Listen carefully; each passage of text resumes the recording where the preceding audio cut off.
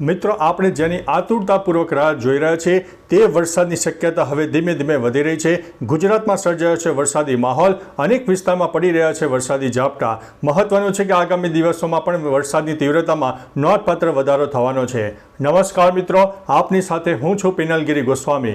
આજના વેધર એનાલિસિસમાં વાત થશે આજે તારીખ 16 ઓગસ્ટથી લઈને 30 ઓગસ્ટ સુધી ગુજરાતમાં કેવું રહેશે હવામાન, કઈ એવી વરસાદની સિસ્ટમ સક્રિય થઈ છે કે જે સાર્વત્રિક વરસાદનો માહોલ સર્જશે અને ગુજરાતના અનેક ભાગોમાં 1 થી લઈને 4 ઇંચ સુધીના વરસાદ થઈ શકે છે।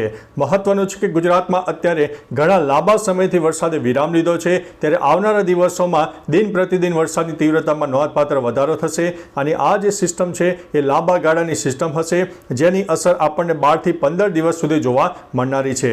મહત્વનું છે કે આપણને એવરેજ વરસાદનું પ્રમાણ 63% આસપાસ જોવા મળી રહ્યું છે। આ જે વરસાદનો રાઉન્ડ આવશે તેમાં વરસાદનું પ્રમાણ 70% ઉપર ચાલ્યું જાય તેવી સંભાવના છે। હવે મિત્રો તારીખ પ્રમાણે વરસાદની વાત કરીએ તો આજે તારીખ 16 ઓગસ્ટ, આવતીકાલે 17 ઓગસ્ટ સૌરાષ્ટ્રને 1 નંબર ઉપર ગણીને ચાલવું, 2 નંબર ઉપર દક્ષિણ ગુજરાતને ગણીને ચાલવું, 3 નંબર ઉપર કચ્છને ગણીને ચાલવું। આ એવા વિસ્તારો છે કે જેમાં વરસાદની તીવ્રતામાં નોંધપાત્ર વધારો થશે।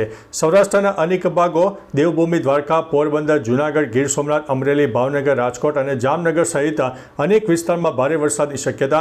સુરત, તાપી, ડાંગ, નવસારી અને વલસાડના પણ અનેક ભાગોમાં ભારે વરસાદની સંભાવના। મધ્ય ગુજરાતમાં પણ મધ્યમથી વધુ વરસાદ થાય તેવી સંભાવના છે। ઉત્તર ગુજરાતમાં પણ એક મધ્યમ વરસાદ થાય તેવી સંભાવના છે। કચ્છમાં પણ વરસાદી માહોલ વધુ સર્જાય તેવી શક્યતા છે। દિન પ્રતિદિન આ તીવ્રતા છે તેમાં નોંધપાત્ર વધારો થશે। મહત્વનું છે કે તારીખ 17 થી 22 ઓગસ્ટનું જે સેશન છે એ જળબંબાકારની પરિસ્થિતિ સર્જી શકે છે અને કોઈ વિસ્તારમાં તો 5 ઇંચથી લઈને 8 ઇંચ કરતાં પણ વધારે વરસાદ નોંધાઈ શકે છે। મિત્રો આ જે સિસ્ટમ છે બંગાળની ખાડીની સિસ્ટમ આવી ગઈ છે અને હવે તે ગુજરાતને પણ વ્યાપક અસર કરવાની છે। ધીમે ધીમે આ સિસ્ટમ દક્ષિણ ગુજરાત અને સૌરાષ્ટ્રને આવરી લેવાનું ચાલુ કર્યું છે અને ધીમે ધીમે મધ્ય ગુજરાતમાં પણ તેની વ્યાપક અસર જોવા મળશે। એટલે કે મિત્રો ઉત્તર ગુજરાત, કચ્છ સહિત સૌરાષ્ટ્ર, મધ્ય ગુજરાત અને દક્ષિણ ગુજરાત એટલે કે સાર્વત્રિક વરસાદનો માહોલ સર્જાઈ જશે અને આ જે 15 દિવસનો સમયગાળો છે તેમાં ગુજરાતમાં જોરદાર વરસાદ થવાનો છે।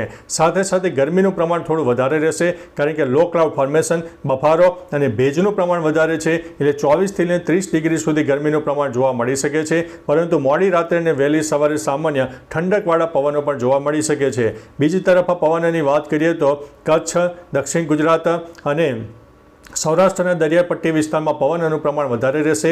માછીમારોને થોડા સાવચેત રહેવા માટે અમારા ચેનલ વતી વિનંતી છે। હવે મિત્રો અત્યારે જ્યારે વરસાદી માહોલ પણ સર્જાયો છે ત્યારે થંડરસ્ટોર્મ એક્ટિવિટીના ભાગરૂપે થોડા સાવચેત રહેજો। વીજળીના ભયંકર કડાકા ભડાકા થશે, લો ક્લાઉડ ફોર્મેશન સર્જાશે, જેના અનુસંધાને જે પણ વીજળી થશે એક ખતરનાક વીજળી થઈ શકે છે અને વીજળી પડવાના પણ ચાન્સીસ વધી શકે છે। એટલે મિત્રો જ્યારે પણ આવો માહોલ હોય ત્યારે થોડા સાવચેત રહેજો અને સુરક્ષિત જગ્યાએ રહેતા રહેજો। બીજી તરફ અત્યારે જ્યારે વરસાદી માહોલ સર્જાયો છે ત્યારે નદી નાળામાં પાણીની ભરપૂર આવક થાય, એટલે કિનારાના વિસ્તારોમાં જે કોઈ વ્યક્તિઓ રહેતા હોય તે થોડા અત્યારથી જ તમારો સામાન સાવચેત જગ્યાએ લઈ લેજો, જેથી આપણને ભારે નુકસાની ન થાય। બાકી મિત્રો તમારા વિસ્તારમાં વરસાદનું પ્રમાણ કેવું છે, તાપ, તડકો, ઉઘાડ હોય, બફારાનું પ્રમાણ હોય, વરસાદ પણ પડ્યો હોય તો જિલ્લા સાથે માહિતી અને તમારા નામ સાથે માહિતી આપજો, જેથી અન્ય મિત્રો પણ જાણી શકે। તો ચાલો મિત્રો ફરીથી લેટેસ્ટ ઇન્ફોર્મેશન અને વરસાદની નવી આગાહી લઈને મળતા રહીશું। ત્યાં સુધી અમને રજા આપશો। નમસ્તે।